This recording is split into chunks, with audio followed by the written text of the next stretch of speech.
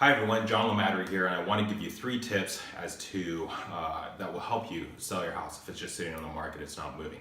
So recently I sat down at a meeting with a couple and they had an issue selling their home. It had been on the market for about 3 months and it hadn't moved. So we sat down and I asked them, well, I'm looking at your pricing here and I can see that you guys came on the market in August and now it sat and then you pulled it in December. But when you priced it in August, what comparable sales were you using? And they said they were using the sales that their agent gave them from spring, June, a couple of months before, the quarter before. In other words, a hotter market. We were going into a slower market in the county in August. So the first issue that they had, and it wasn't just them, if you looked at the trend for all the homeowners that were selling their homes around them, they had all overpriced their home. So their home was overpriced. So their expectations were that they were going to get $725 and their home was probably only worth $675. Had they priced it at $675, they might have gotten $700 in August because the market was trending that direction. But right now, the home is only worth around $675. So unfortunately, they started chasing the market. So I told them that we had to really look at pricing and see where everyone's at in order to correctly come out the gate and get multiple bids on the home. The second problem that we had when looking at their advertising was that they were only offering the buyer's agent, the agent that brings the buyer to them, 2%. So they were a discounted commission where everyone else, and this was a track home, so everyone was basically a model match. They were all offering the buyer's agents 2.5%. So let's say that there was a buyer out there that was looking at their home and another home that were identical. It's very possible that the buyer agent was more incentivized to sell them the neighbor's house versus theirs. So they lost a buyer that way.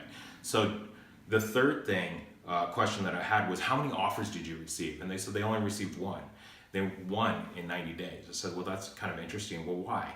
Well, it turned out, so I dug a little bit deeper. I said, well, how many showings did you have? Did you have good feedback from your real estate agent as to how many buyers came through and what their feedback was on the pricing and on the house? And they said, no, unfortunately, we actually didn't really have any showings. Like, well, why? And he says, well, because I work during the day, I work during all night, and I sleep during the day, so the only time that we could show the house was like a couple hours in the evening. I said, well, that's probably why your home, the biggest reason why your home's not selling. So we had to dig deeper.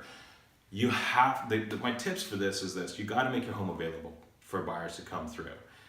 Basically at any time. My suggestion is, if you could do it, let them come through within 1 hour notice or vacate the property. And in this case, we've told the homeowners, look, we're going to relist the house. We're going to get you a great price for the home, but you're going to have to leave. You can't be in the house. So you can't quit your job, I get that, but go over to your brother's house or your friend's house and stay there until I get your home sold. So number one, we've got to make it available. Number two, we're going to want to pay that buyer agent at least 2.5% or more, so it incentivizes them to come to the home, because you never know.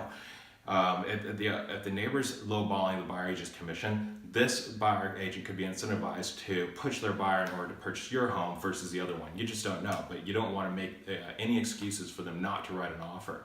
The third thing that we're going to want to do is really look at pricing and not overprice the home.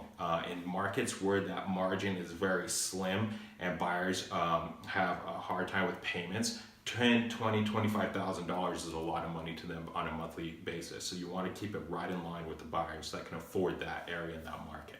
So those are my tips for today. I hope you enjoyed them, and give me a call if you need anything. My number's at the bottom.